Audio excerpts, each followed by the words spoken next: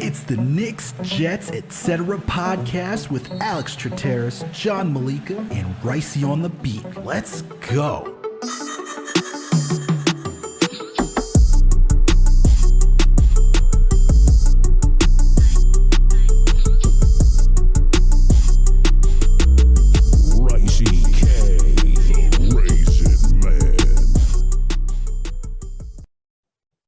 Yo, what's good, everyone? Alex Trataros here with another Knicks episode of the Knicks, Jets, etc. podcast. And with me, as always, my buddy, my close pal, the man with the plan, the one and only, John Meleka. But before we ask John how he's doing, you all know what it is. If you haven't already done so, please make sure to subscribe to this podcast. We're on all audio listening platforms. We're on Apple, Spotify, Google Play, Amazon, Alexa, Stitcher, you name it. We are there. If you listen to us on Apple or Spotify, please make sure to give us that 5-star rating. And if you listen to us on Apple, please make sure to leave a comment. We're also partnered with Fansided and Minute Media, so you can find this podcast on the Daily Knicks, which is the New York Knicks website through Fansided, and the Jet Press, the New York Jets blog page through Fansided. We're also on YouTube as well, so please make sure to type in Knicks comment, Jets comment, etc. period. Subscribe, hit that notification bell. That way you know when a new episode drops. And when you watch a video, hit the like button, leave a comment, add to the conversation. Come on, guys. We love to know. We want to know. This is draft. It's draft week. We got a lot of news about the New York Knicks, potential trades, opening up cap space, moving up in the draft potentially. There's a lot of stuff going around the New York Knicks, so we're going to cover a lot of that today. So please make sure to add to the conversation. And while you're also at the YouTube page, we also got another podcast, Winning Picks Weekly. John, video producer Greg, our guy, co-host Chip Murphy. These guys go through everything: NBA, NFL, NHL, MLB, PGA. You name the sport, they'll put money down on the line. If you want to put money down on the line as well, please make sure to go check them out. These guys got you covered. And they got a good guest. Winner, Fitzpatrick, literally killed it. Chip killed it on the U.S. Open. So really good episodes on Winning Picks Weekly. Definitely check that out. You were about to get into it. I'm sorry I cut you off. We have a huge guest. It's probably out right now for the NBA draft. I mean, things are looking good on Winning Picks Weekly, man. If you're looking to put bets down on who's going to be drafted where, you guys got to check out this episode. If you guys are all about it, you got to make sure to check out this episode. They got a great guest coming on. Do you want to say it or you want to save it? Well, it's out already. Check it out with Chris P. Chris Bersianen from the draft class. He's been on our Knicks, Jets, etc. feed a couple times, but we all know he's the draft expert. And him and Chip, Chip has been, eyeing the line since the day they came out, measuring one of our guys, Jaden Ivey, which we're about to get into as well. His odds have significantly dropped. It opened with AJ Griffin being the favorite, one of our favorites. So, the Winning Picks Weekly and the Knicks draft right now, they are tied together. So definitely check out that last episode. For sure. And then last and certainly not least, please make sure to follow us on all social media platforms. We're on Facebook, Twitter, Instagram, TikTok, you name it. We are there. John, it's been a minute, bro. It's been a minute. We've been waiting. We were thinking about recording yesterday. There was a lot of news that came out. Thank God we did it. And John's like, whoa, hold on, wait a minute. John was like, there's gonna be more news coming out. You want to do it tonight? If we're gonna do it, we gotta wait until 9 p.m. And then John's like, you know what? Let's do it later. Let's wait even longer. Because you know what? More news is gonna come out. This is draft week. You know, the trade speculation, everything's about to happen. Free agency is right around the corner. You got the draft, free agency. So John made the right call. He made the executive decision. I was like, yes, sir. We're going to do this. We're going to wait. We're going to wait until we get more news. And look what we got. We got more news today. We got Begley going out on a tirade. We got Bondi yesterday talking to Ivy.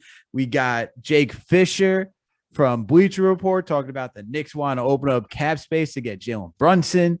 We got Mark Stein and Begley talking with Chris P about the Knicks re-signing. Yo, there's a lot happening, man. We got to break it all down. But first and foremost, we have to talk about this news. But before, I don't know, man. How are you doing first? How are you doing, man? There's a lot going on. There's a lot going on. I'm ready to get into it because we got a lot going on. But how are you doing? I'm ready to get into it, man. I'm doing well. We all knew the news was going to start dropping, right? There was a holiday on Monday, first time, Juneteenth holiday. So, this is the time. Only Tuesday, Wednesday, Thursday. It's a short week now until that draft. The news is going to come pouring in. This was the first drafts that they all shipped out, mostly around Ivy, mostly around Knicks trades. But then they stuck in a couple of old school stuff, right? Like the Mitch Robinson re-sign and the Jalen Brunson. We've been talking about this stuff for going on 8-9 months now. So, everyone's a little happy right now. I would say anxious, happy and anxious that the Knicks have assets, anxious about what's going to actually happen. But it's really cool, dude, that the NBA Finals just ended. And here we are. It feels like the NBA Finals was just like 3 clockwork. months ago. It was literally like just like clockwork, baby. Just like clockwork. Finals end, boom, rumors. We're on to it, man. Everybody's being traded. Some Even things Malcolm are obvious. Brogdon. we got Malcolm Brogdon news out there too. Exactly. Like the usual suspects are back. We have some fun stuff like John Wall opts in. Of course he does, right? But hey, man, it's time. It's time right now for the NBA draft. We're finally here. I love that there's no gap in between because I don't have to long for it. We have put out the episodes. We've had huge guests on breaking down almost every player in the first round, who they think is going to drop, some second round guys, but definitely all the Knicks takes, some Bulls takes in there, right? Shout out to Corey, to Luba. Really, we've been all over the place. And here we are, dude. The week of, it's time to figure out what was nonsense, what we actually like, what we actually need. And dude, talk about staying the course. I can't believe that the Mitch Robinson re-sign and the Jalen Brunson stuff is not even it's not even in the top half of the Knicks news today. So why don't you start us off with the Knicks rumors, man? Well, do you want to get into draft first? Do you want to go rumors first? How are you feeling? Let's start off with the rumors because I feel like it's a good way to set it up where it's smoke season. It's really smoke season. It's smoke season. The thing is, this is where I really dislike the NBA and where I really got to applaud the NFL, where you have free agency, then the draft. It kind of, that to itself makes sense. Not, we're going to draft and then whoever goes over, it's like, damn, now we got to figure out a need that we weren't predicting for. I really dislike the way it is, but the draft is supposed to conclude the end of the 21-22 season. Free agency then begins the new year. I get it. They got to switch it though. It's terrible way of doing business. I don't like it. But yesterday in the morning, John, I can tell you this. I was drinking my cup of coffee. How it started. How the day started. How the day started indeed. Drinking my cup of coffee. Chilling. Then Shams has to drop the news of saying the Brooklyn Nets and Kyrie Irving are at an impasse. And Kyrie Irving, you're excited up in the first half. I was like, oh, look at this, because I wrote about this for Knicks Fan TV. I'm like, guess who you don't want to build like the Brooklyn Nets because it's not going to last long. And then it's like, then you start seeing, oh, Lakers, okay, cool, Clippers, that makes sense. Knicks, I was like, whoa, hold up 1 second, count me out. This is not going to happen. I don't need it, not in my life. Hell no, do I want Kyrie Irving on the Knicks? Although, to me, you want to talk about the biggest smoke? This is the biggest smoke. There's no way in hell that report is even true. And it's not true. It's not true where it's not saying that the Nets and Kyrie are not at an impasse. It's the fact that out of those three teams, that it's real that either the Lakers or the Knicks are even realistic. There's no way. Who you even trading to get Kyrie? Westbrook? That'd be comical, but I don't even see that. There's no way Westbrook, KD reunite. There's no way, man. I don't believe that. Why is there no way that LeBron gets Kyrie back and KD gets Westbrook back in a whole everyone loves each other kumbaya situation? Because I could see Kyrie being kumbaya with LeBron. I can't see Westbrook being kumbaya with KD. That relationship still today to me doesn't seem like it's. I don't want. They're at a different time in their careers. KD is the man. He owns a franchise called the Brooklyn Nets. He can do whatever he wants. He brings in his boys when he wants them. He's calling the shots. And Westbrook is in desperation mode. He hates LA. He hates the fans. He's fighting with everyone. If they bring him over and they know that KD signed on the deal, to me, I honestly don't even think it's that crazy. I wonder if Kyrie's open to moving to LA. I'm sure he is. Yeah, hell yeah, bro. To go, if you're telling him, he does this whole thing about New Jersey and staying on the East Coast and the family. Let me tell you something, bro. If you have the chance to go play with Anthony Davis and LeBron James, granted Anthony Davis isn't always healthy, next to Kyrie, who always isn't available, I think he would sign up for that because he already played with LeBron. It's Anthony Davis. Anthony Davis is a top player in the league. You know, I could see that happening. I can even see the Clippers happening too because they need a point guard. Kawhi, Paul George, Kyrie. That's dynamic. That's really dynamic. Who are you going to trade? Zubac and this is the whole issue with the three teams that was mentioned. You can tell this is more coming from Kyrie's camp than actually like anyone else. And even when it comes to the Knicks, right? And we're going to focus on the Knicks. We're talking about a capped out team. Kyrie wants 36 to 40 some odd $1 million. Well, the Knicks can't just sign him outright. You'd have to do a sign and trade. Why would the Knicks want to help the Brooklyn Nets? Who was the last team that we traded with? The Toronto Raptors, where it was in division? I don't remember us. No, we traded with Philly, but it was like bullshit trade. We traded for, I forget the player's name, but it was like getting second round picks. It was a bullshit trade, but an actual substantial trade that the Knicks did, Andrea Bargnani. That's the one that comes to my mind with the Toronto Raptors. I don't remember another one that we haven't traded really with the Nets like that. We haven't traded with the Celtics like that. We haven't traded with the Sixers. Like I said, it was a bullshit trade. Everybody else, I don't see the Knicks really doing a divisional trade. So that's why I knocked that out. Cap space, another issue. The Knicks are also a rebuilding team. You're going to tell me a rebuilding team that is doing a good job at cleaning up its image, all right? Even though the fans were upset with this past season, the national media, front offices around the league take this front office seriously. Now you want to tell me that you want to bring in a headache with a player named Kyrie Irving, who doesn't play that much, and regardless of his stances, whether you agree with him or not, you know the player is good, but it's hard to sign off on that when he's a good player, doesn't play most of the time. Like he just does not play most of the time. And that's just even more of a headache. I don't see the Knicks going in that direction unless you can somehow guarantee that Kyrie's going to play a majority of the season, but that's not even realistic. We just saw him. We've seen him sit out for not wanting to get vaccinated. We saw him go out for social justice issues his first year with the Nets. And we also saw the season in between, right, where he took off time for mental health reasons and was wherever he was. Don't even know. Just said, hey, can't show up today. Took time off. So, I mean, to be honest with you, I think that's all behind Kyrie. I do think that he's going to have a full season, but for knee injury. And that's really what it comes down to for me. And that's why I think this is all BS. And that's why I think this is coming from Kyrie's camp. Because, like you said, not only are the Knicks finally competent and finally have assets and finally have, a handle on their cap and finally have draft picks, now we're going to trade it all for the guy who didn't want to come here for free. You know what I mean? A couple of years ago, they remember that. He abuses them in the press. And now we're supposed to kind of put the franchise on him. You know what I'm trying to say? Like he's a great hole to fill. He's a dynamic point guard, probably no doubt the second coming of Allen Iverson. And I mean, he wins championships. He could hit a shot. He's amazing. You know what I'm saying? It's one of the best play when he's healthy, when he plays, he is top tier, top shelf. One of the best players in this league. Handles him and Steph probably have the best handles between those two. I give it to Kyrie over him. You want to talk about shot creation?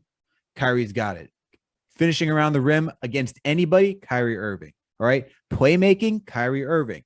Defense is like, it is what it is, but everything else that he gives you is such in like the 90th percentile that you can live without it. You don't have to worry about defense. He is just that good. We saw him with the Boston Celtics legitimately carry that young team.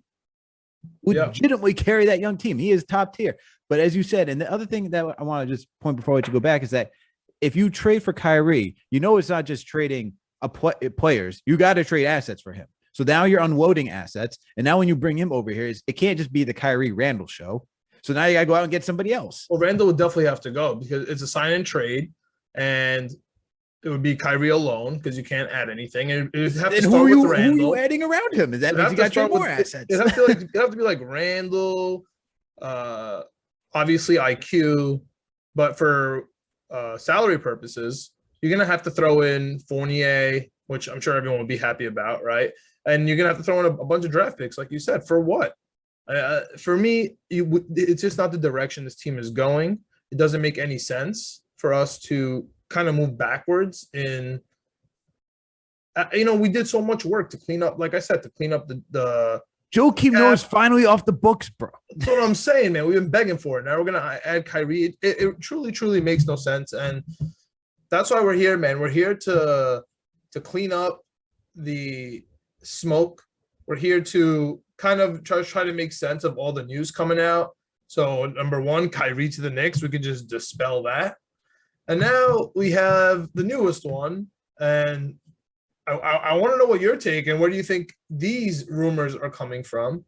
But now, all of a sudden, I mean, we love this player during the college season.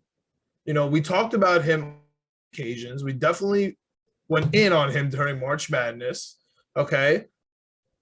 And now here we are, Jaden Ivey, the second coming of the best point guard of all time. We're trading up we're trying to figure out every single which way to get to Jaden Ivey. So the first rumor is the Kings. The second rumor is the Pistons at the 4 or 5. And then meanwhile, things are also being thrown around like, hey, the Pacers want to trade Miles Turner and Brogdon, like you mentioned, right? That's like, also coming out. Yeah, at the and same the Wizards time. With the 10th and the Knicks with the 11th have the assets to unload. And it's like, I love that. The Hornets news comes out, right? And all of a sudden they don't have a coach. So everything is starting to come out at the same time. Maybe it's because it's a condensed schedule, but I don't know if it's like the timing thing for me, but it all started with Jaden Ivey kind of like texting stuff and like doing subliminal messages and doing all these weird little things. And that's where, this is starting to come from. I'm gonna throw it up to you. I really want to know your opinion. Is it that he was told something and he just can't keep his mouth shut, which, to be honest with you, gives me a little bit of it's very bad. That hurts me. That honestly, that makes me want to think twice, think 3 times, think 4 times before even drafting him, let alone trading up assets for him. Or is it the other way of like his agent is putting out there that he's like, listen, man, Ivy, he's gonna go top 10 for sure, but I'd rather him go. And we know that the top 3 is kind of already set. So the draft really starts at number 4. You know what I mean? So is it his agent being like, oh, if you want Jaden Ivey, he's the first pick after the top 3, you're gonna have to go up and get him. You know what I'm saying? And it's the Kings at 4. And then now we have the Detroit thing at 5, which doesn't make sense because if Ivey's going at 4, then why the hell is anyone trading up for 5? So because the rumors are, the Kings may want to get out of the 4th because they're.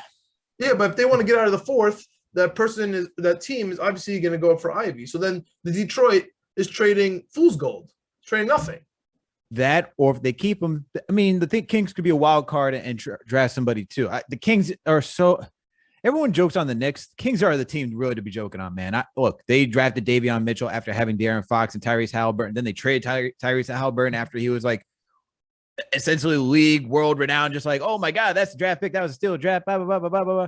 And now it's like, well, what are the Kings going to do now? And like, I legitimately don't know what the Kings are going to do now because the Kings are just a wild card, and not a wild card in the sense where it's like the New York Knicks who are keeping everything close to the chest and they don't want you to let really what their thoughts are. I think the Kings really just have no idea what the hell they're going to do. I really think down to like the last second, they'll be like, we're listening. We have no idea. We're kind of like got our foot in all these different waters and we have really no idea what decision we want to make yet until the last day comes. So you think this is coming from the Kings and not Ivy? Oh, I think for what? The Knicks, the New York mention? Yeah, like all this stuff. No, I think it could be one of two things. I think one, maybe I don't see the Kings saying, "Hey, we're thinking about trading you to think about trading this pick to the Knicks, and the Knicks want to get you." The Knicks have interviewed Ivy. The Knicks have been there at the lookout. They've done all those things. The Knicks, probably like Joe Douglas when they talked about. Oh my God! Wow, why am I blanking on his name? Because I'm not in Jets mode right now. Your boy, D End. Jermaine Johnson. Thank you. Yeah. It's like Jermaine Johnson, right? Jets, Joe Douglas, front office said, "Hey, if you're there, we're going to come up to get you." Knicks could possibly be like, "Hey, guess what, Ivy? If we could come up to try to get you, all right, if the deal is right." So just letting you know. And maybe he's like, well, and it doesn't sound like it sounds like. Does that sound like Leon Rose and the Knicks, though? You just said, 5 minutes ago, you kind of slipped it in. It might have even been subconsciously. You said the Knicks keep everything to their chest. Like, does any of this to you hold any water? Like, all of a sudden, everybody knows the Knicks trades. Everybody knows that the Knicks are trying to trade up for 4 and 5. Since when? Look, I wouldn't be surprised. I think, and Chris said it best, right? When we have Chris Percy on the show, the Knicks legitimately have a plan A to Z, maybe even double letters, right? Like A, B, A, whatever, right? Like maybe they got so many different options, like in figuring out. They probably did say, like, look, Ivy, like if the price is right, we're going to come up to get you. And they're testing the waters. Like we could trust Begley. Begley's saying they've been testing the waters. Yes. He said they've been testing the waters, seeing who wants to go get Ivy. I believe that the Knicks are trying to look and trying to move up. This would be the first time. We had those reports for Obi Toppin. They wanted to move up, but they fell to him, right? They were trying to move up last draft too, but they didn't see a good value in order to do so, to go get their guys like Trey Murphy or whoever. I think they're actually trying to move up to get Ivy. I actually do believe that. I do think they said that. And I think Ivy's saying that out of just nonchalant, not really thinking it through. I think that's where he kind of is like slipping. It's like there could be a situation with New York. Like he just kind of was like, feels like he was an autopilot just talking like. I don't know. It was a very convoluted sentence. Like, there are many options for New York to come get me, like, or to end up in New York. That's a lot. Well, he was also talking about how he was watching like film on the Kings, on Pistons, and all these other different. Those teams. are all his workouts. Yeah, I guess it was interesting to him why the number 11 would come work him out when, meanwhile, he's looking at the Kings, Pistons. You know what I'm trying to say? Where, I mean, you're doing your due diligence, right? As like a front office, you want to make sure, like, hey, if this guy's actually worth moving up to go get, maybe we should go move up to go get. Let me bite the apple. All right. Let me bite the apple. All right. It's a true rumor. It leaked out because we believe everything Begley says. Right. And here we are. The Jaden Ivey 4, because let's say it has to be the 4th pick, because it doesn't make sense to me that's going to be 5th. So let's just say it's the 4th. We already know that the Kings want 2 first-round picks from Indiana to move up 2 spots for him, right? And I feel like that's a little weird after they just traded the Haliburton and Sabonis trade. I don't know if they're like weird blood over there now, or I don't know. That seems weird. But at least we know what they want. You know what I'm trying to say? We know what the Kings want. Begley had the report of the Knicks offer, right, which is a couple first-round picks and at least 1 player to be named. Mm-hmm. Let me ask you this. What do you think is the maximum that the Knicks would offer? And then let me get your, maximum for satisfaction. Like, is there anybody that you think the Knicks would actually trade that you're going to be pissed off about for this? At the end of the day? I wouldn't. There's one I'd be pissed off about. That's IQ, right? It would be IQ. Okay, so do you think the Knicks will trade it for IQ? No need to hide the question. Do you think that the Knicks would? No, I don't think add IQ to this. Okay, I don't think. So I think we're on the same page there. I think it would be one of either Obi Toppin, which I think everyone's going to go with saying that's the more likely option because you got Randle here. I don't think it's that obvious. I think Quentin Grimes is also in play, depending on a lot of things on how the team feels and what direction they want to go. I mean, if you get Jaden Ivey, right, I would have to think that even though I know people are saying he would be the point guard, even though he really played shooting guard in college, he wasn't really a point guard. Still has to work on his playmaking. He wouldn't really be an effective point guard. You could talk to Corey Talaba about that. Check out this. Like, I'm really not all over this. He's going to be the savior here. I don't even think he's going to solve our problem. I honestly like. I know. I'm going nuts over here. I feel like I'm like watching something or listening to something, and like everything I've experienced with Jaden Ivey actually playing college basketball, it just doesn't equal each other. So it's just like one of those things in college football. Mostly it happens where it's like this guy's an amazing quarterback. And then like you're telling me he stinks, like, and then but it's like the opposite of like I've been watching this quarterback like do okay, and now you're telling me he's the best player ever. We should trade everything for him. Like, what am I missing? Look, man, I'll say this: if the Knicks do move up to trade him, that means I'll trust this front office because they've been pretty solid on all their other draft picks, right? And they know what they were getting. All right. If they think Ivy is that dude, go up and go get Ivy because you think he's that dude. If the trade is like, we're going to trade 3 first-rounders and Quentin Grimes to go get him, I wouldn't be too upset about it because that means you think he's going to be a good starting shooting guard and he has that dynamic like nature that you think he's like a Donovan Mitchell, even though he has the athleticism of John Morant, right? Because that's essentially what you're going to be asking out of him. I don't want that. I know that sounds amazing. It sounds like a mutant, right? Like X-Men. That's amazing. But, dude, we just need a point guard. Or a wing. Like we've been saying this, Alex. I feel like if we had a counter somewhere about how many times we said we need a wing or we need a point guard, we say it a million times. Like, I don't know what this solves. What trading all your draft picks, what trading actual players that you know are good, like one of the 3, what was it, IQ, Grimes, or who's the third one? Obi Toppin. Or Obi. I mean, you know the players are good. You're going to trade one of them. And it's like, I mean, Chris P put out that perfect Family Guy meme, right? That you tagged me on where it's like, hey, like, do you want a boat or do you want this box and maybe there's boat inside? Like, that's what I legit feel like is happening and we go nowhere. Like, it doesn't solve our issues. I don't get it, dude. I honestly, at this point, at this very moment, or Tuesday night, if we trade our pick, the Dallas pick, a swap for next year, and like a bunch of nothing for Ivy, I'm down. But once you start throwing in players I actually like / care about, I think are part of the future, I really don't know. Like if the Kings want Randle, like that's how you know it's a good trade, right? Is because you have to feel a little comfortable making that type of deal. Like if you're adding another player in with those assets, it's probably a good trade, right? Like if the Kings just don't want the Ivy on the squad because it doesn't make sense for them. You know, and they just take whatever the best offer is, and it happens to come from us. That's more than fine. But like, you could have Randle, and you could have yeah, right. Like I'm just saying, and you could have like and then we could like talk from there.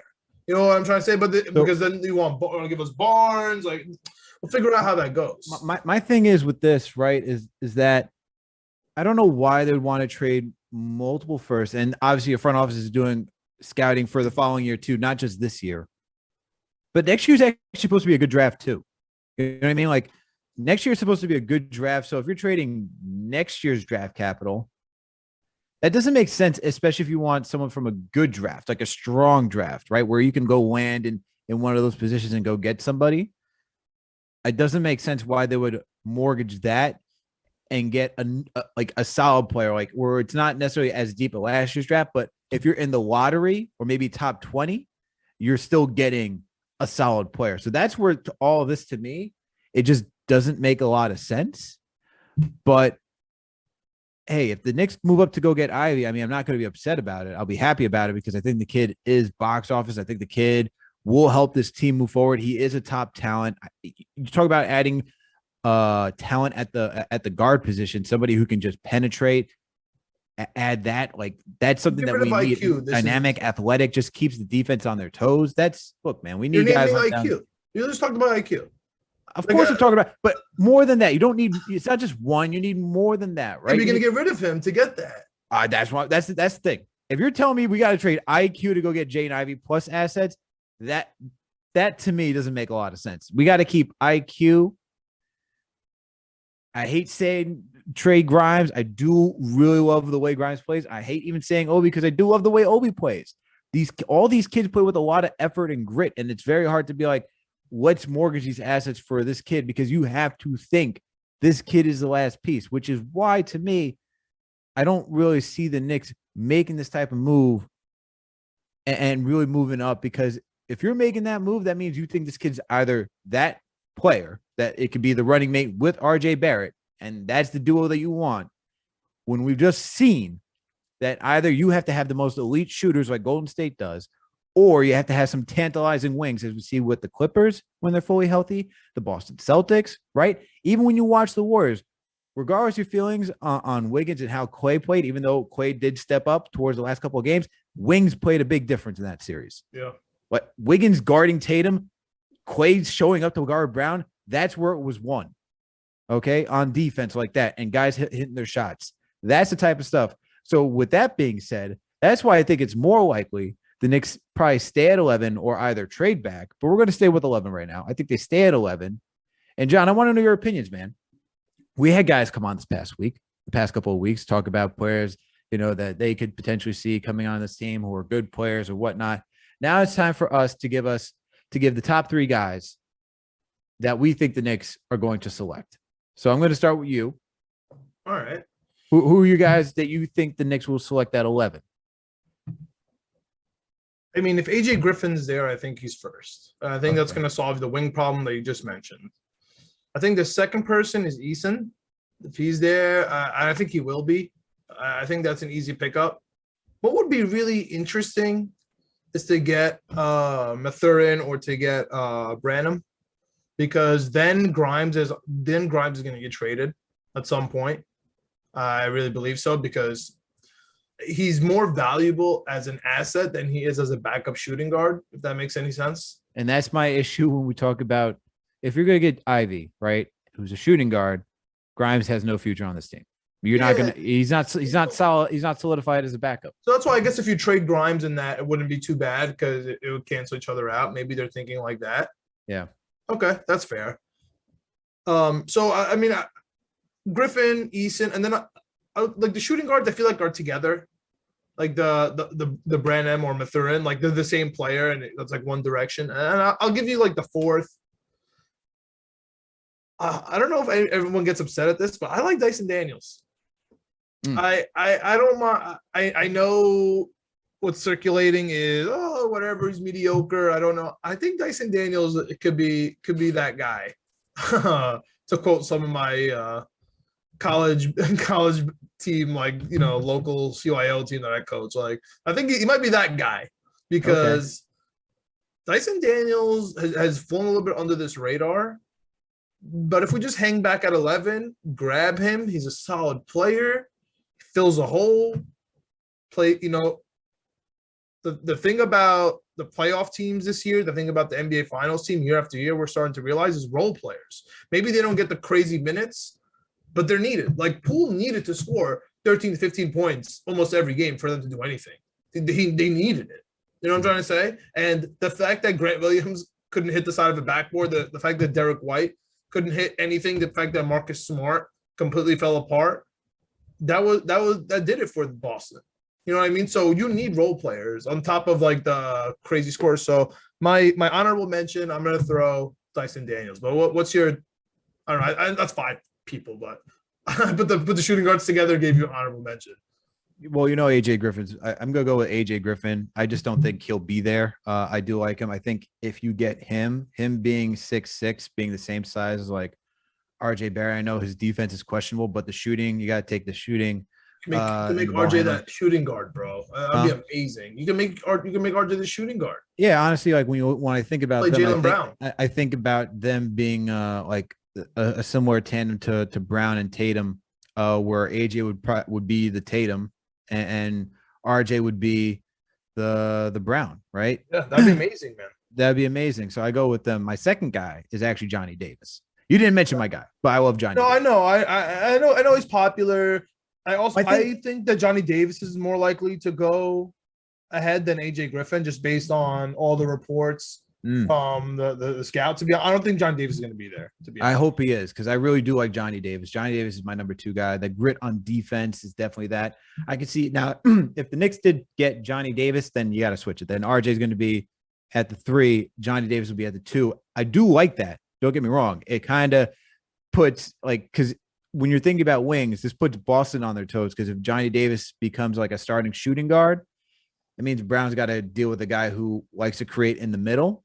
I think his 3-point shooting will come through. I think just as everyone's talked about that we've had on this podcast and wherever you've heard it, I think because of the high volume and being the only guy on Wisconsin, the efficiency isn't there. But if you reduce his role and actually give him shots that are good for him and not saying, hey, kid, carry the entire team, I think he'll be a good player. I think next to RJ, having someone who can just create their own shot in the mid-range and have someone who's more finesse, but having 2 dogs on defense, that's the thing that I'm thinking about. 2 dogs on defense. Because AJ, we're talking about, is he going, he comes and goes with that defense, but Johnny Davis was a 2-way player in Wisconsin. Yeah. I do love that type. I do love that dog mentality. I'm down with that. That's kind of my thoughts on Mathurin.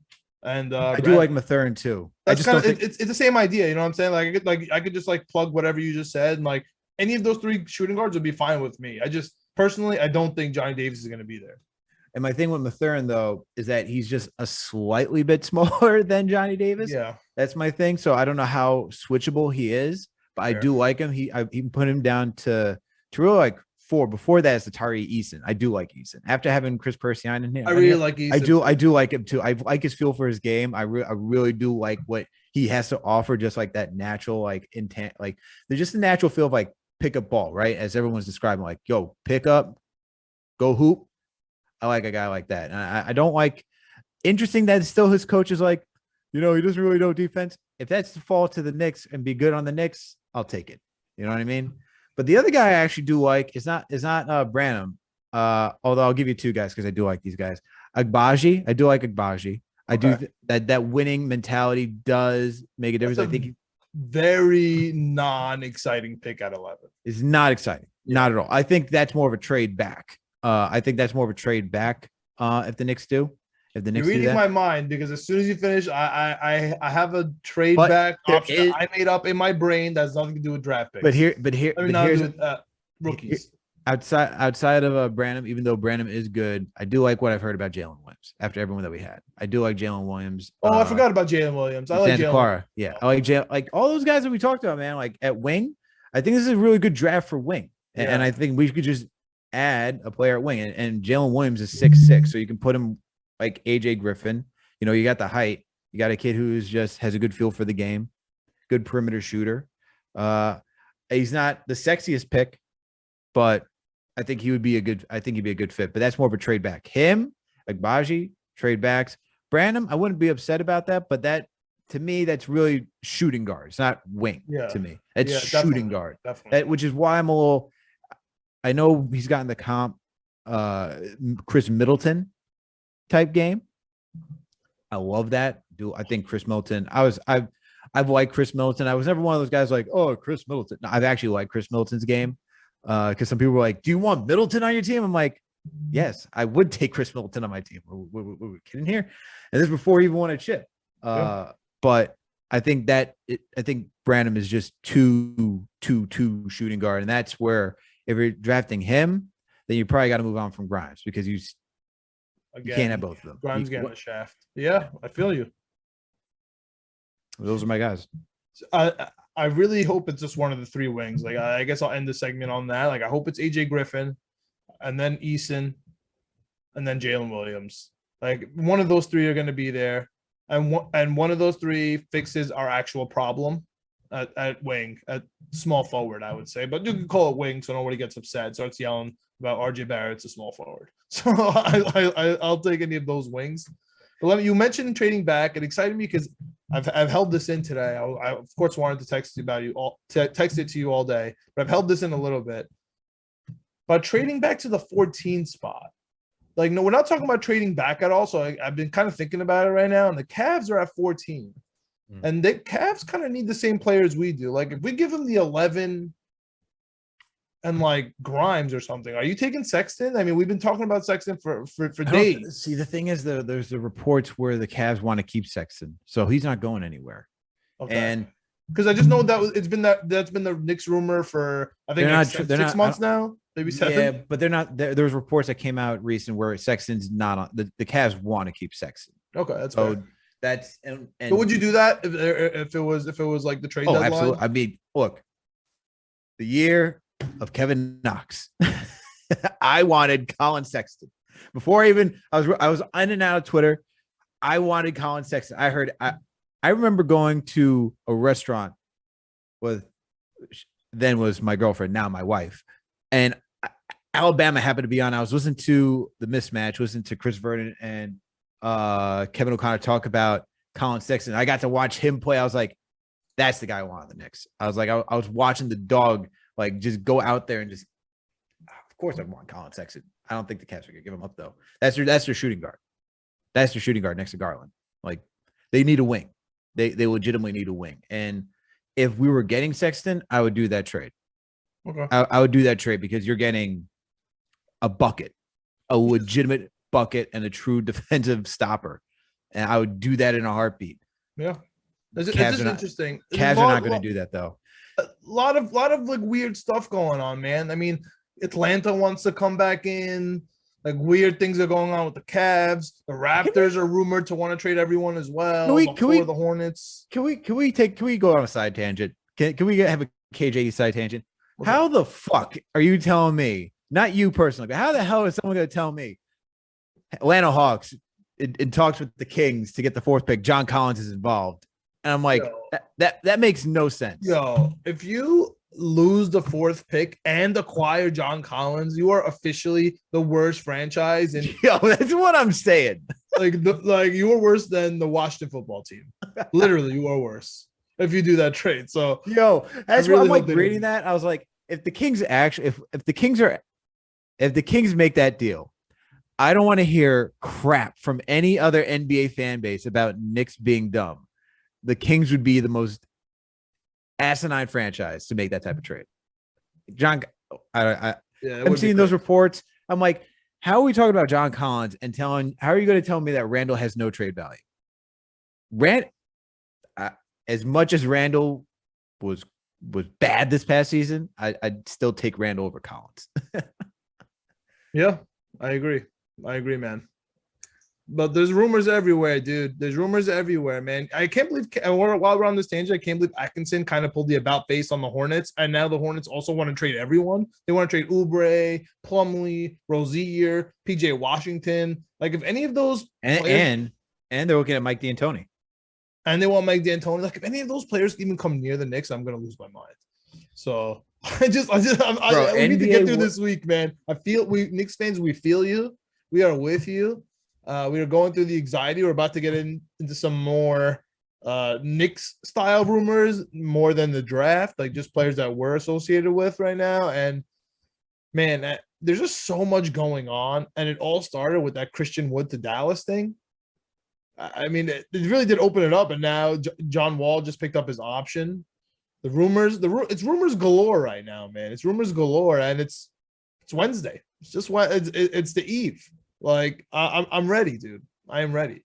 It's Tuesday, but we're not even Wednesday yet. For us, it's Tuesday. Like this. Yeah, but when you guys listen to this, it's Wednesday. Yeah, man. It's officially the NBA draft eve. I mean, the rumors are going to be abundant. The last guy we were talking about was Jalen Brunson, right? He's been the Knicks rumored guy. We signed his dad, the former Knick, to be assistant coach. There's a CAA connection. We all know about it. Tibbs is a big Brunson guy. That's his boy from back in the day. Tibbs loves the Brunson fam. We know that Leon Rose was Rick Brunson's first agent. That was I'm sorry, not his first agent. Other way around.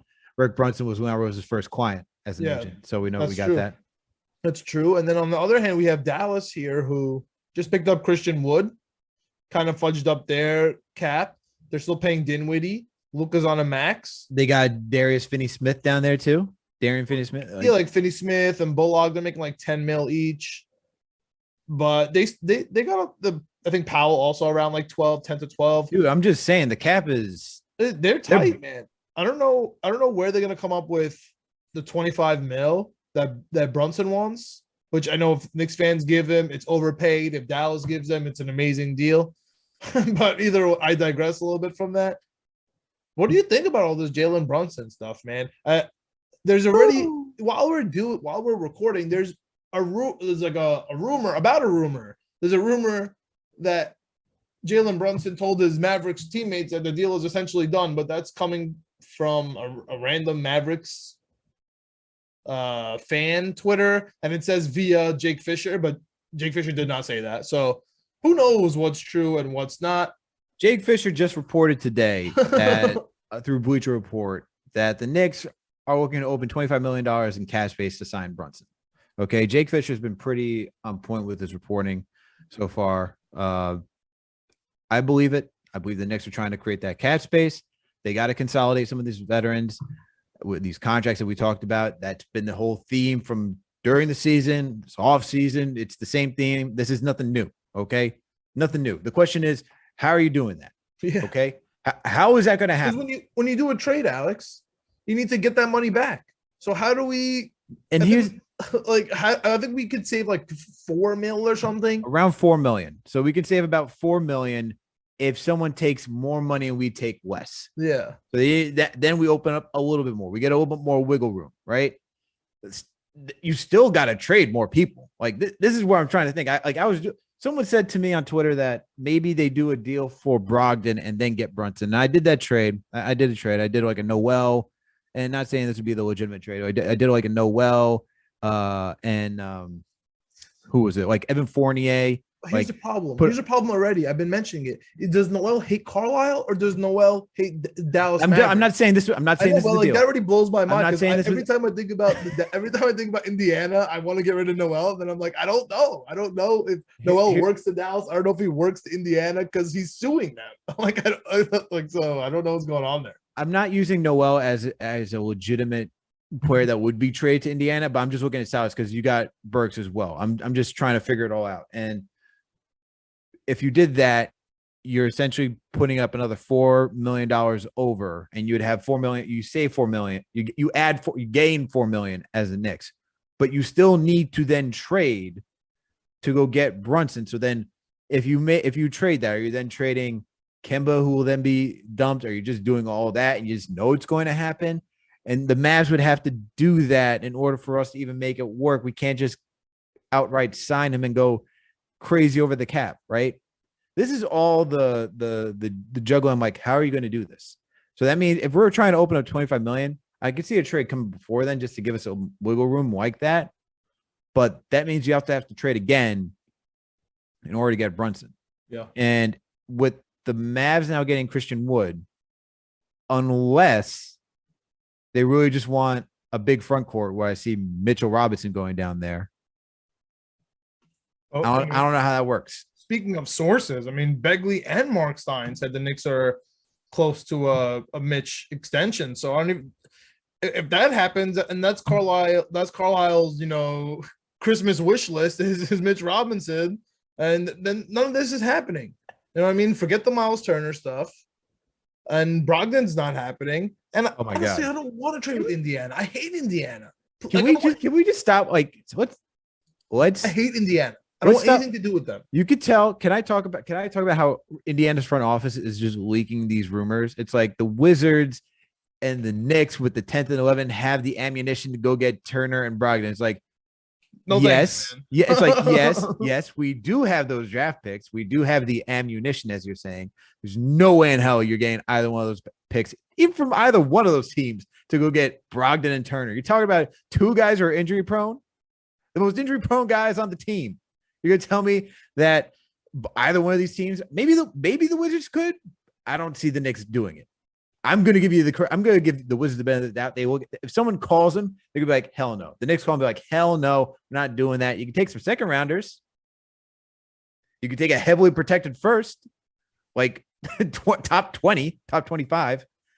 Yeah, I'm listen. Anyone that wants to trade with the Knicks for a trade up, I'm willing to give up this year's pick. I'm willing to give up the Dallas pick unprotected. You could just have it, and that's like the magic word. And then you could have a pick swap with us next year if that makes you happy. You know what I'm saying? Or we could have a protected pick next year, and then you could have a pick swap in the year after because you can't trade consecutive, but you could trade the pick swap. I'm down with that. That's like 4 first rounders. Like if that's what we're doing, no problem. Okay, I'm gonna bite the bullet. I'm gonna say that Tibbs and Leon Rose kind of job depends on it anyway, so they don't care regardless. Dolan signed off because he's just trying to win, sell those season tickets. Everything's good to go. He wants the Rangers and the Knicks to be good at the same time. Totally makes sense. You know what I mean? I would be okay with that. But once you start talking IQ, once you start giving up real assets to move up for these players, it doesn't make sense. Once you start trading anyone, once you start trading a lottery pick for an injury-prone player, like that just doesn't make any sense. Like, talk about like if we're giving up if we're adding IQ just to get rid of to get rid of a contract so that we can open up for Jalen Brunson, you're just shooting yourself in the foot, man. You're taking 2 steps back and 1 step forward. So I really, dude, I like hit the point where I was like ready for all the rumors, right? And within like 24 hours, I'm already over it, man. I just want the Knicks to stay at 11, be boring, get the wing, and figure it out. Which honestly, there's so many rumors that I feel like that's impossible. Honestly, I feel like that's just going to happen. This team has been pretty boring in how they've been, and to the extent where it's trading up is flashy. Moving back, it's boring but savvy. It's good. It can be boring but savvy. Let's put it that way. It'll be boring but savvy. It won't be blockbuster, catching the headline. I wouldn't be. Let me say this. I wouldn't be surprised if they moved up to get Ivy if it was the right price. But I'm more confident that they're going to stay at the 11th and just draft somebody there. Yeah, like what does OKC want to move up? Good Lord. I don't even know. Like I don't even know. First 12. OKC at 12. What would OKC want, man? They can't ask for more draft picks. They got the most. At 12, I mean, not at the top. I mean, because like I wonder what they're gonna do. Like they have so many options. Like, are they gonna get Chet? Because that would be one of my favorite teams in the NBA. But if they become silly and they get Ivy, like I'm trading everything for SGA. You know what I'm saying? Like now we're talking. Now you could have my 11th. You could have the next year's picks. You could have IQ because we're talking about the starting point guard of the New York Knicks. You know what I mean? You could have Grimes, and now we get to kind of move on with a actual solution at point guard, and now we're just kind of trying to figure out wings as we go on. The center will be locked up. The power forward, you better figure out one of the two. You know what I mean? So I don't know. Of course, I know that's fantasy, John. That's my fantasy brain working to trade back. When I trade back, I'm fantasy brain. When we trade up, it's like 2K, right? Or it's like, yeah, you take like 1 pick, 2 picks, and give me, move up from 11 to 4. So yep. I just feel like we're gonna end up just right back at the 11th pick. Give me a wing, and give me Jalen Brunson, man. I know we kind of just went into depth about how you'd have to trade off. You could only save $4 million. But I just wonder if there's a way to structure Mitch Robinson's contract in a way to kind of fit it in with Jalen Brunson. Well, kind of get them together. This may excite you. Uh-oh. The Knicks are projecting, they're projected to give Mitch a 4-year, $44.5 million deal. So it'd be in the neighborhood of a mid-level exception. Wait, I don't understand. I thought he rejected the offer, the max for like 50 something during the year. Did he? I think he wanted 50. I don't think he wanted the max and we didn't want to give it. We did not give him the max. Okay. I thought he just didn't. I thought he thought he deserved more than that, so he wanted to test free agency. Okay. Yeah, but I think 4 years, 44.5 mid-level exception. That is a bargain. Honestly, if I'm Mitch Robinson, I wouldn't even take that deal. If I'm being 100% honest with you, that's Reggie Bullock money. But to be honest, what are we talking about? To be fair, though, I don't think a lot of teams would be paying over that. And I think he does like being in New York. I mean, we just saw. Let's keep it a buck. And I love how we have the finals. Like we're gonna discuss the finals like a little bit at the end of this. Bleeds into it. Yeah, bleeds right into let's look at this past finals. We'll get the two centers that we just watched: Robert Williams, Kevon Looney. Love of my life, dude. I love Robert Williams. I would do anything for Robert Williams. So, and this is where, we talk about. Obviously, there's always the exception to the rule, right? Talk about you want a point guard. Steph Curry is a point guard, but he's most elite shooter ever, right? You talk about centers. You talk about Jokic and Embiid, two of the top tier centers. When I look, this is where I joke about Rudy Gobert. Rudy Gobert is such a limited center, but he's getting paid $200 million. It's like, what the hell is that? A center is not worth that. They're like the running backs of the NBA. They're so interchangeable, and you can just see like the Mavs made it without even having a true center. They did it, right? Mavs made it far without having a true center. And then you look at the Warriors. What do you mean? Like this year? Yeah, this year.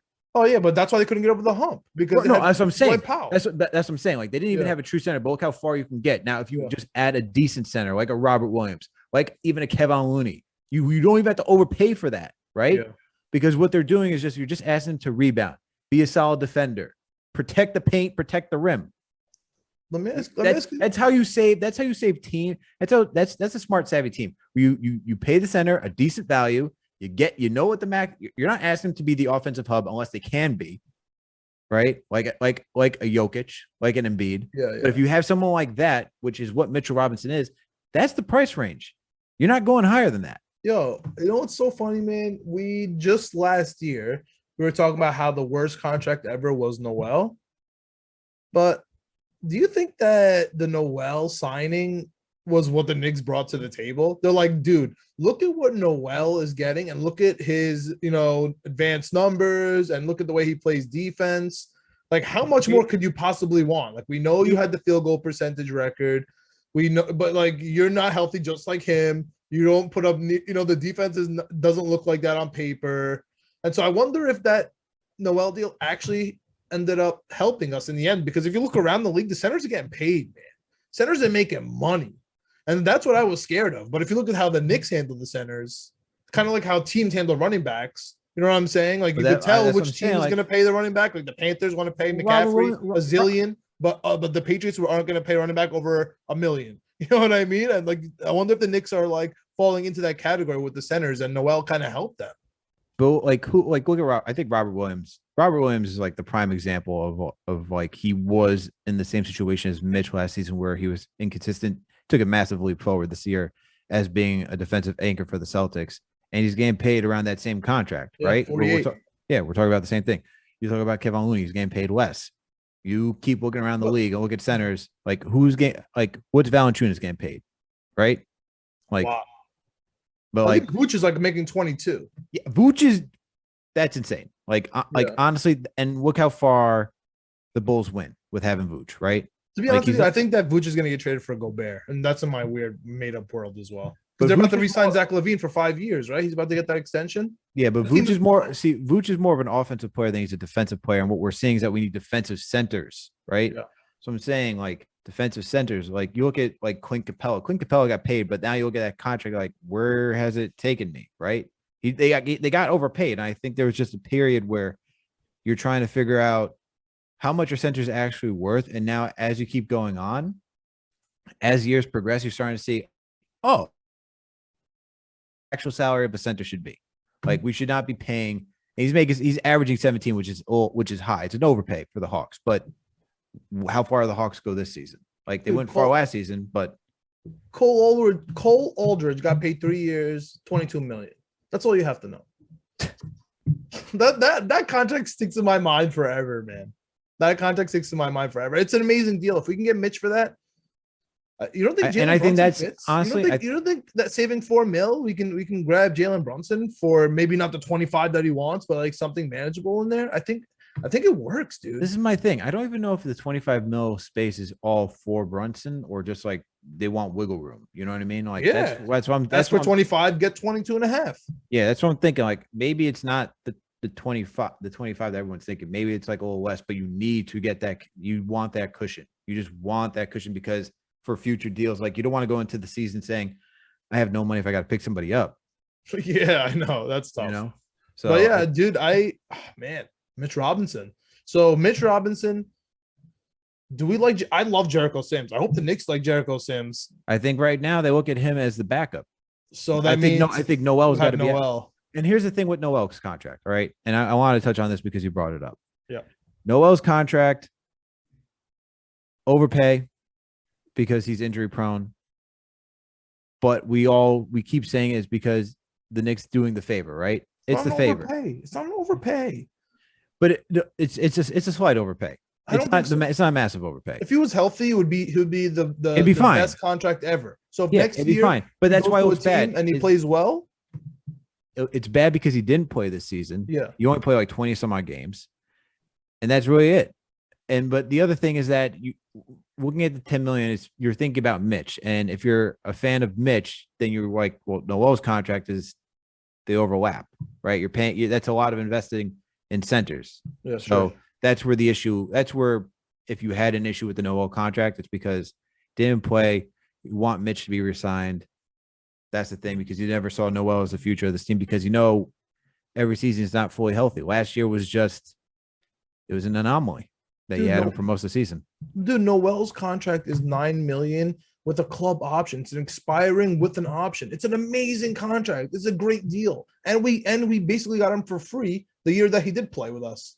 Right? Like, I don't know, dude. I'm just not in this camp that it was a waste. I don't think it's a crazy deal. I think that teams would be jumping on this offer, to be honest with you, to get Noel and the player. And I think they are. I think he took the year off. He's going to have like the Al Horford year, right? Yeah, he's going to. Al Horford didn't play a year in OKC, and he came back looking fine. I think that's the same thing's going to happen to Nerlens Noel. He's going to be fine, man. If he goes to a real team, he's going to really upset us. Like if he goes to the Nets, like he's going to hurt my feelings a lot because he's going to be the anti-Drummond. Like during the regular season, sometimes you need the offensive prowess at center, and sometimes you need actual defense, right? And we know when it comes to the playoffs, the defensive centers come out to play. That's a nice combo. Like, for them, like a Noel Drummond kind of combo there.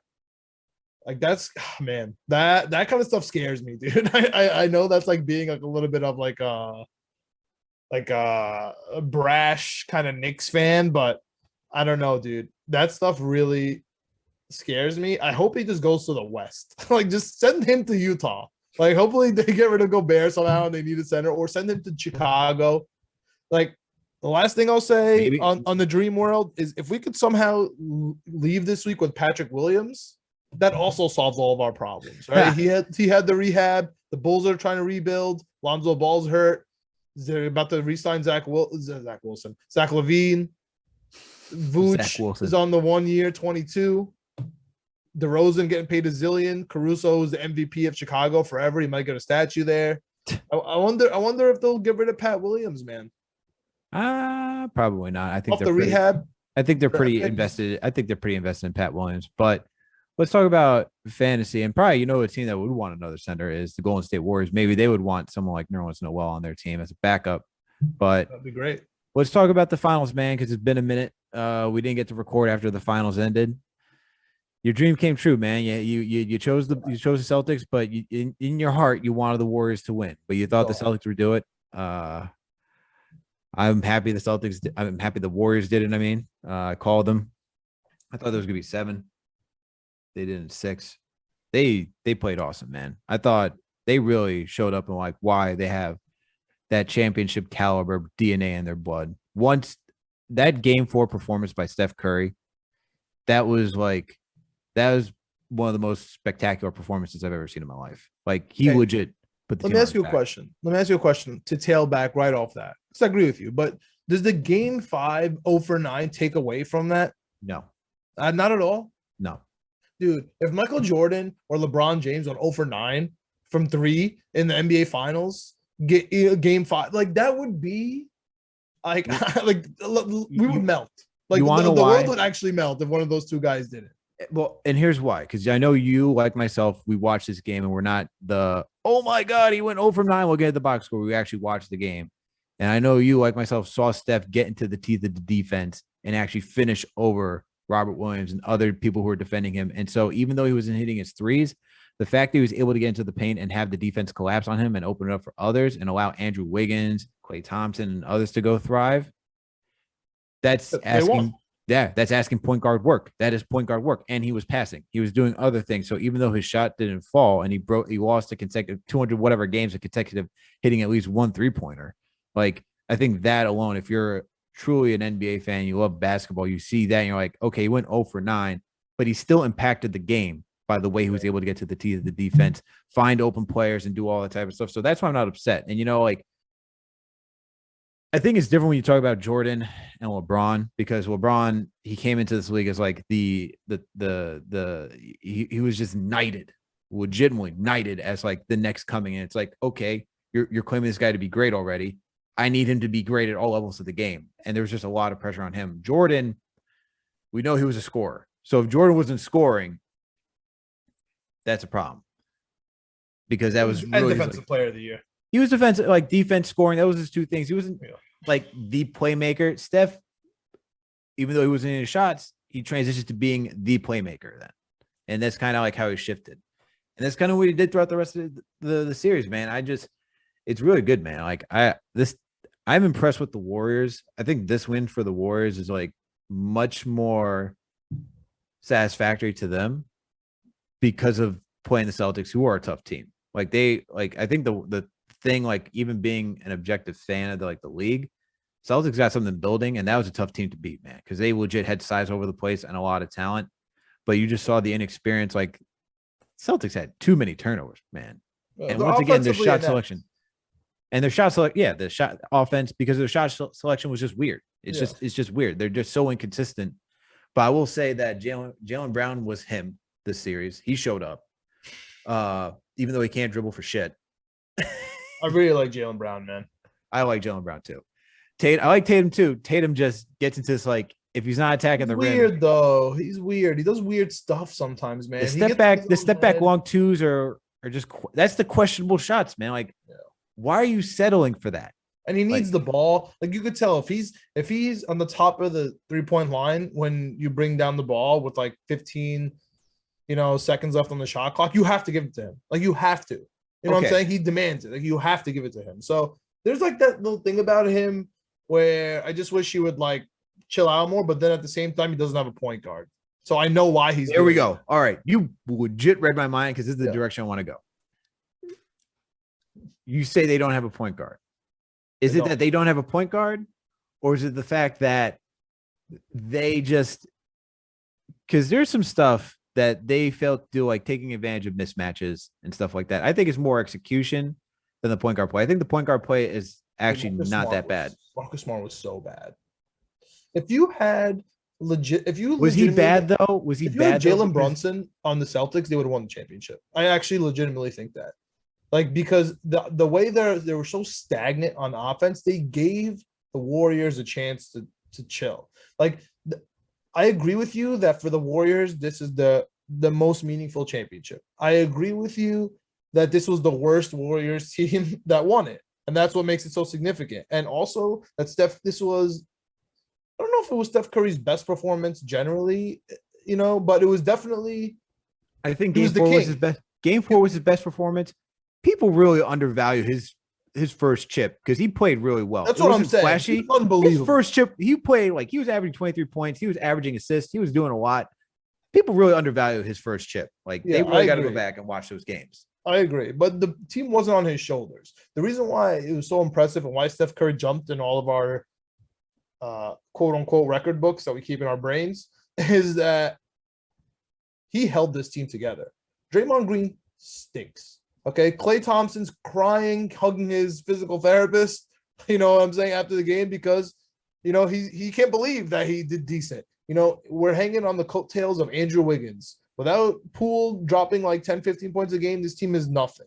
Like, they would have lost almost every single game.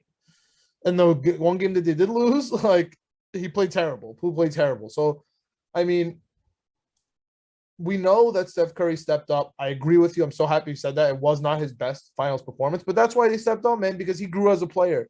They used to hide him in those series. In that first series, he would be an offensive played defense, bro. Guru, and they would hide him in the corner. And this time he played defense. This is where I say, like, you say the Celtics need a point guard. Like, I just go back to think about Horford in the paint, and he just passes out to like Derek White or Jason Tatum at the corner. I'm like, yo, you had Steph Curry. Horford's nasty. He plays point guard like Draymond Green does that too.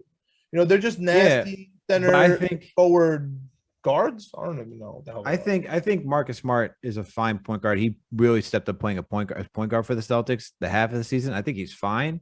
I think, in my opinion, dude, he's known for his defensive prowess, defensive player of the year, and he got smacked in the finals. He did nothing on offense. It's Steph Curry. Honestly, it's Steph defensive Curry. Player of the year. I agree. I agree because he also got smacked by Jimmy Butler the previous series too. I don't disagree. I think he's still a good defender. It's just like how much there has to be the offensive side, and he did okay offensively. Like his numbers were okay.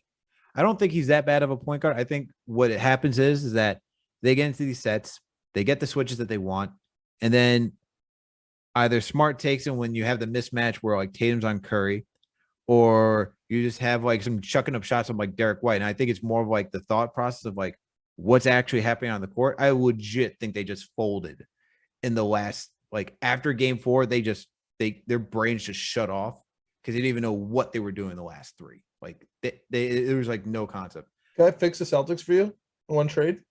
Is it Brunson? No, it's Red Van Fleet. You get Van Fleet and you trade them Marcus Smart and every single pick that they ever asked for. And that's it. You win a championship. You take Fred VanVleet over Jalen Brunson for that team? I would take Van Fleet over Jalen Brunson on any team, but especially that team. Okay. To be honest, because he plays defense. The Jalen Brunson, he's sneaky good, fun, but he's a mismatch on defense. You know what I mean? That's the issue. Okay. But yeah, dude, like a Van Fleet who could play solid D and actually be a point guard and be a scoring threat. Dude, Marcus Smart shooting threes is hilarious. He's knocking him. It's hilarious. You just let him do it. Go ahead. But he was knocking him he was doing it. Like he was knocking him down though. He had one game, man. He stinks, dude. That's like if I was an objective Celtics fan, which I'm not. I hate them. But if I was an objective Celtics fan, I would be freaking out at Marcus Smart. This whole he really flew under the radar with the criticism thing, just due to the fact that he got Defensive Player of the Year and his hair is green. Like otherwise, like why is everyone yelling about Tatum? Like you're talking about people who got them there. Tatum got them there. Yeah, I agree with that. You know what I mean? The only win was because of Tatum. You know what I mean? Brown was the black sheep in Boston Celtics land for the last 4 years. Every year, should we trade Brown? Should we trade Brown? Killed it. No one said a word. You know what I mean? It's I don't know. I really think it was all about. I mean, the role players sucked. Derek White, Williams, they sucked. Yeah. They sucked. Peyton Pritchard, all of them. They all didn't. They all didn't show up. But for me, it was about Smart. All right, I agree with that about Tatum, though. I agree with you about that on Tatum. He's getting a lot of flack. I don't think he deserves it. He legit. Can I say one thing though? That now that we're here, and I want to say at the very, very top of the episode because we mentioned the Nets, we mentioned the division rivalry trades. Can we just talk about how the Celtics have been murdering everyone with the trades? That's why I'm scared of Ainge in Utah. I don't know who he's going to trade for with Gobert, but you better watch out because, dude, the guy got Tatum from the Nets. He got Brown from the Nets. He got rid of all those terrible contracts. And then he traded Tatum for Fultz. Like, unbelievable. The guy is unbelievable. So, you know what's interesting is that the Nets are the team that trade with the, like, I just think about when because they're fools gold. Traded with the Celtics. That stupid trade with the Celtics. They traded for Simmons now. They love to trade in division, which is just bonkers to me. They love to do the thing that's going to get the market hyped up because they're fighting in a market. They know that the Knicks have such a hard market. Like if you ask the actual, intellectuals around like business or the NBA and stuff, they'll tell you they have to make these kinds of trades so they can get fans because they need fans because they're a small market team in a big market. At the end of the day. And so they're fighting. So they need the KG and the Paul Pierce. They need the KD and the Kyrie. They need the Steve Nash and the Amari Stoudemire coaches. Like they need these things. And they're going to keep doing these dumb little trades, man. They're going to keep doing these dumb things and they're never going to be a real franchise. And which I hope is just the opposite of the Knicks, man. Bringing it all back. Like look what the Celtics did. Like just the Knicks need to stand. Don't trade your pick. Look what OKC did in a couple of years. Like, just chill. Look what happened to the Lakers. They trade their picks. Look what happens to the Clippers when they trade their picks. Look what happened to the Nets when they trade their picks. Just chill. Like, I man, I am terrified of trading up for Jaden Ivey. I don't know what else to say. And everything in the NBA is telling me that. Even the Cavs, they started getting good after they started getting their draft picks back. Every team that you see that's good got, Dallas. They traded back to get Luka. You know what I'm saying? Like everybody, dude. Everybody who's good now did not trade their draft picks. So that's the only thing, man. That's the only thing that worries me. I hear you. I wouldn't be too upset about trading up for Ivy, but it all depends on the price. But yo, John, you could write that on your forehead. Yeah, no, you can write it. It depends on the price. You can put that on your forehead. But yo, John, we've gone on for quite some time. I think this is a good place to end it. Draft episode, bro. There's lots of anxiety, lots of news, lots of rumors, lots of things to dissect, man. A lot going on, and that's why we had to do it for our listeners, because we know you guys appreciate it, and we appreciate you for tapping in and listening to us. We really do. And so you know how to help us for free. You know how you want to help us out for free if you want to support what you just listened to. Well, it will just cost nothing to do this.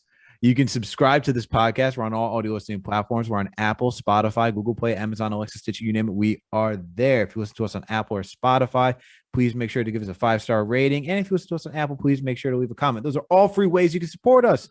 Want to know another free way you can support us?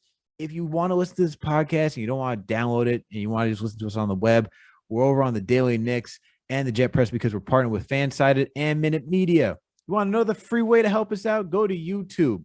Knicks, Jets, etc. Period. Subscribe. Hit the notification bell. That way you know when the new episode drops.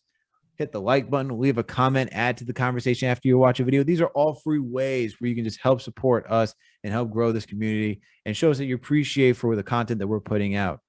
And while you're also over at the YouTube channel, we go to the podcast, Winning Picks Weekly. John, video producer Greg, our guy, co-host Chip Murphy. These guys go through every sport and give you their takes on where you should place your money if you want to put money down on the line. All right.